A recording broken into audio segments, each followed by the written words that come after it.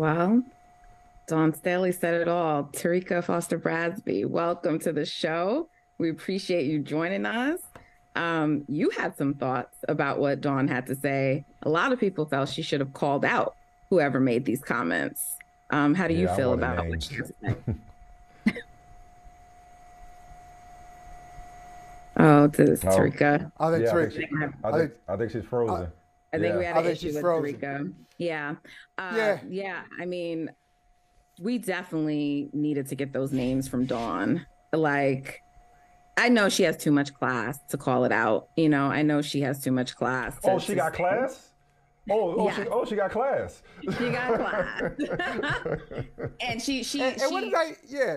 Yeah. she's What does that providing even grace mean? that this individual doesn't deserve. Whoever made those statements, she's Yeah, providing them grace yeah. that they do not deserve. But yeah, I mean, Tarika was definitely one of the people calling for her to call out the names. And, I think many of us wanted that. Mike, you said you wanted it.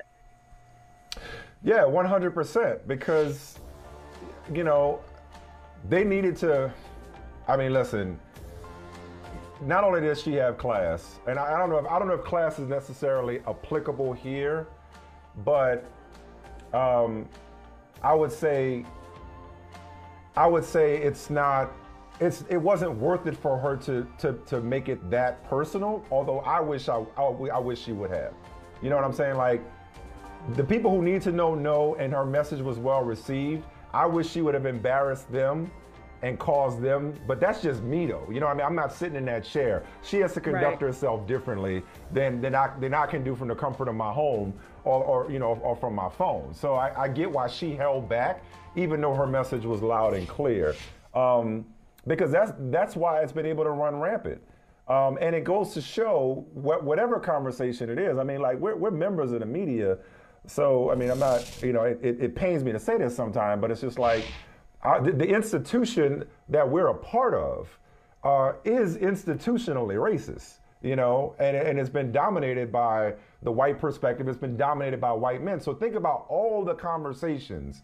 It's almost like acts of police violence being caught on camera. Think about all the stuff that's not caught on camera. Think about all the conversations that take place and all the perspectives that color, no pun intended, the coverage of black athletes. It's, again, I referenced Jim Trotter earlier, Terrika. It's like, that's why Jim is like, where are the black people who are in charge of the coverage of a majority black league? This is one coach taking the time to call out one incident of nameless, faceless reporters having problematic, racist, sexist, whatever misogynistic conversations about one team. How long has this going on, and how rampant is this within mainstream media throughout America when it comes to covering not just women's college basketball, but women in general, black people in general, Terrika?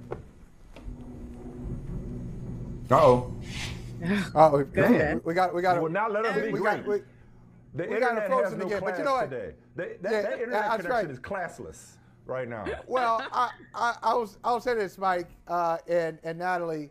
You say you wish Dawn Staley had called that person out to embarrass them. That is suggesting that person would be embarrassed by the call out. These streets are different today. So some people At least are accountable. looking for the. At least accountable. Okay, that's true. But some people are looking for that attention, and I'm Yeah. glad she didn't, because that attention will go the other way, and then she is unintentionally promoting somebody and bringing them attention that they become probably popular. don't deserve. And I want to Right. say this word, that quote.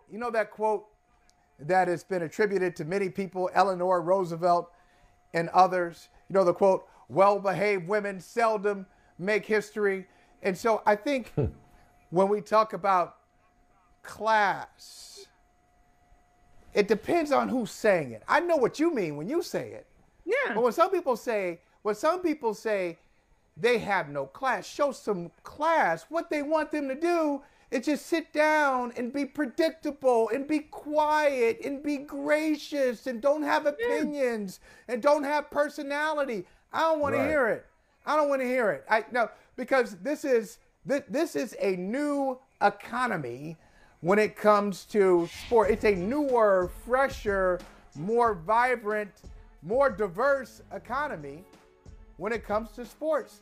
The athletes who play our sports got a little more something than they did 10 years ago, certainly than they did 20 years ago. So bring it on. I want Dawn Staley to say what she has to say. I want Angel Reese to do what she's got to do. Bring it on, all of them.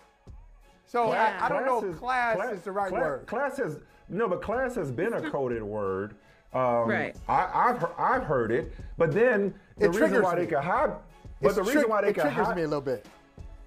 But the reason why they could hide behind it is it's like, no, I don't. That's not what I mean. It's like it's perfect cover. You know, it has nothing to do with race. It has everything to do with race. It's a micro. No, it never does. How you believe we should behave, and whether or not the way we behave is acceptable or pleasing to you. It's like, oh, you're very articulate. It's a microaggression, you know, and so I can say that to you guys, and it's different than if someone else says it, and that's just what it is. You know, it was. People had different reactions to what Dawn had to say. For many of us, it was like, we already know this, and we're like exhausted that she has to say this and repeat this. For some people, they felt pain because it's like, why do we have to go through this? And you know, specifically, you know, what I felt in that moment was most of my thoughts were with Aaliyah Boston and what she and her teammates have had to deal with. You know, immediately after that game, Aaliyah covered her teammate who was crying because she didn't want them to have photos and video of her teammate crying because of how those same kind of photos were used against her a couple of years ago when they lost in the Final Four. And that image of her just kept being reused and reused. And it was traumatic. It was triggering. It was painful. And I mean, it was just too long for us to have. But Ari had an amazing thread talking about this and the responsibility of the media and how they use images of Black women, how they describe Black women. I mean, Terrika, you're here, so I mean, you can speak on it. But I mean, like that's who I was thinking of. Like, I hated that Dawn had to say this, but she's been speaking on this. But I was just so concerned about Aaliyah, who did actually break down still in her post game. But she was like, she wanted to cover her face. She wanted to hide. She didn't want the tears to be seen. Yeah, I've been listening, and apologies for this whole crazy Wi-Fi situation, but I've been listening, and there are so many things to unpack here in this entire scenario. Number one, it isn't an isolated incident. It's not like this is the first time that we have heard the South Carolina Gamecocks be referenced in this way. And even, you know, I liken it to, you know, remember when we first started really trying to get people to hone in on how they described football players? They would say they're beast. They would say, oh, that's a thoroughbred. They would say, like, these are the same people who don't understand, or at least refuse to acknowledge that at some point in time in our history, these were the same terminologies and the same descriptions that were used against us when we were on the slave block, on the trading block, you know, waiting to be sold. And so when you look at women's basketball and you think about how many times teams are described as extremely physical, that they're fighters, that like, these are things that she's acknowledging, that the way that these Black women are being described, even when you're trying to say in a category of, you know, we're just talking about the game, we're just talking about, you know, their style of play. These are all things that still relatively relate back to Black women and Black people being described as inferior or being aggressive. It's the same thing with us as Black women. Lord knows we can't show any emotion on any level, or else we're angry, we're divas, we're whatever. And so this is the same thing that we're seeing, and Dawn was tired of it. It had already, and again, I don't know if y'all remember this, but I sure do. There was a man by the name of Don Imus who called the whole Rutgers team nappy-headed you-know-whats. You know what I mean? So this is not the first time that this has happened in this sport. It is not the first time that it has happened with this team, and it got to a point where it needed to be addressed. Terrika, connect what Coach Staley said after the semifinal loss to what transpired last night and the conversation that took place in the aftermath of Angel Reese celebrating at the expense of Caitlin Clark. Yeah, well, you know, when LSU's football team won the national championship in 2020, Joe Burrow, who I love Joe Burrow, I'm Team Burrow Hive, let's do it, right? But when Joe Burrow was walking off that field, Joe Burrow was doing this. Joe Burrow was doing this. I didn't see not a single person have anything to say about Joe Burrow's gesture. It was looked at as, that's a champion. That's the kind of guy that I want on my team. That's the kind of guy that I would love to, exactly, same energy. But women are not allowed to be emotional. Women are not allowed to show any type of anything other than what white America, and I don't really play, respectability politics, so I'm gonna just call it what it is. Anything that white America does not seem or dignify as classy to them is then wrong for us. And that's exactly what this is. Now, I have actually been criticized this morning because I conducted a segment that was posted and displayed and aired well before the Final Four aired, well before any of that, because I believe that trash talk is warranted in sports. So I did a segment on Caitlin Clark's, it's fun. I did a segment on Caitlin Clark's trash talk ahead of the Louisville game, well, during the Louisville game when she, said to her friend, Haley Bliss, you're down 15 points, shut up, right?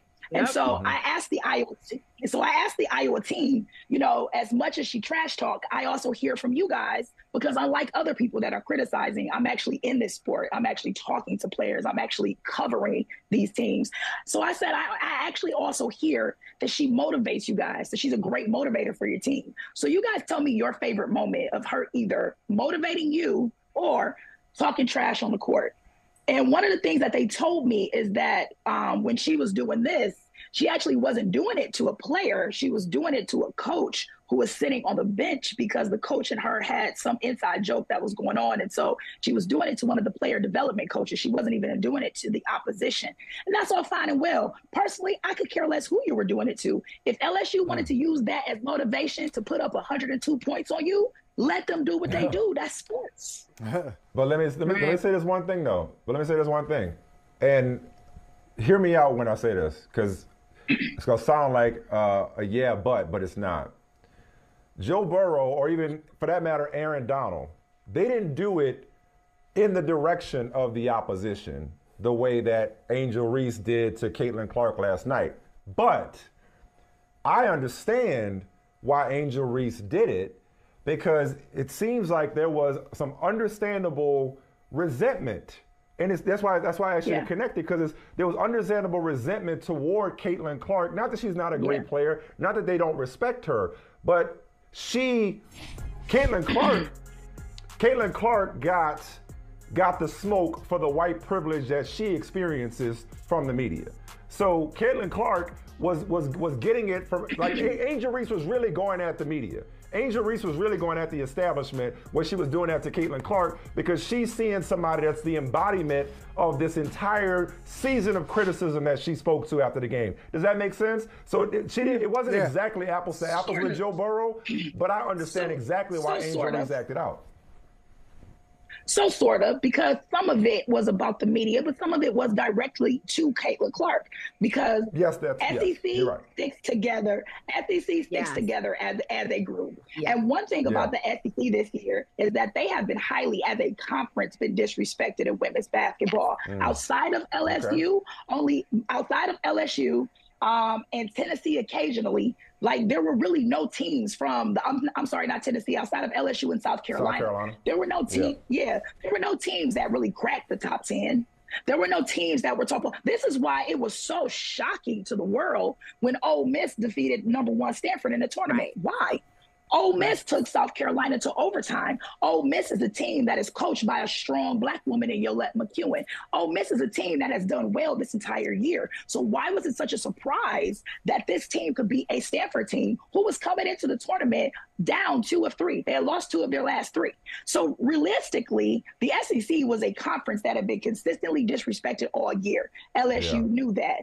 You add to that the fact that Caitlin Clark had been getting so much attention, deservingly so, but just your feelings are, this person is being hyped up. Add to that the fact that there was a lot of criticism about LSU's schedule. Your schedule is soft. Y'all ain't played nobody, blah, blah, blah, blah, blah. Add to that the fact that you waved off Raven Johnson. Right. You did the self-check thing. They took that very disrespectful. Right. It was and they took that personally. Yes. And they took that personally. And I take that personally. Hey, but you know, Mike, hey, but you know, Mike, Terrika, Nat, I mean, the wave off, that's just being a competitor. I mean, she's just being a competitor. That's fine. Why don't you just let that go? I understand they were just being a competitor back in return. That's all. But that, again, thank you for the insight. Thank you for the insight, Terrika, but that's what we were saying. Nothing happens in a vacuum, and there was a whole lot of casuals chiming in last night. And I ain't saying I'm like hardcore like that, but this was there was a build-up to last night. That did not just happen spontaneously. Yeah. Terrika, thanks for joining us, girl. We'll talk to you soon about your Colts and see if your Colts draft the quarterback or make a play for tomorrow. We'll get you on later for that. Hey, thank you for watching Brother from Another. If you haven't hit that subscribe button, go ahead and do that now. Don't forget you can catch us 3 to 4 weekdays on PeacockTV.com and on Sirius XM Channel 85.